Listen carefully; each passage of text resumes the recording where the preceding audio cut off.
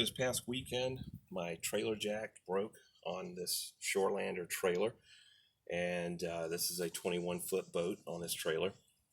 Yeah, I couldn't raise it enough to get it back on the truck hitch, and luckily I was in my driveway, so I had a floor jack and stuff to help me get it on. So I decided, well, definitely got to replace this.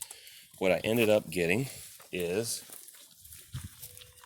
the Ark Extreme Off-Road, or XO500 trailer jack.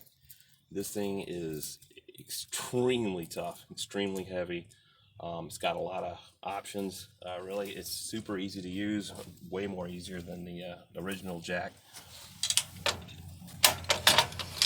So I got 4 positions that I can raise and lower this one. So you can speed up getting the getting your trailer up. The one weird thing is they reverse the lift, so you go counterclockwise to lift it and clockwise to lower it. It's the motion in here is really smooth. The rims are actually steel, and I should mention the original jack was rated at 1,000 pounds. This one's rated at 1,100 pounds static. A lot of times it's used on trailers that they actually hook up to pull. I'm not going to be doing that on my boat, so the 1,100 pound static is good.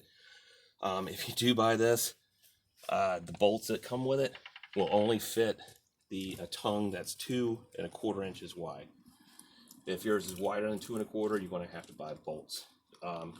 This is a 3-inch tongue, and 4-inch bolts will work. And I didn't go metric. These are actually 1/2 inch by 4 bolts, standard, and they fit in there perfect.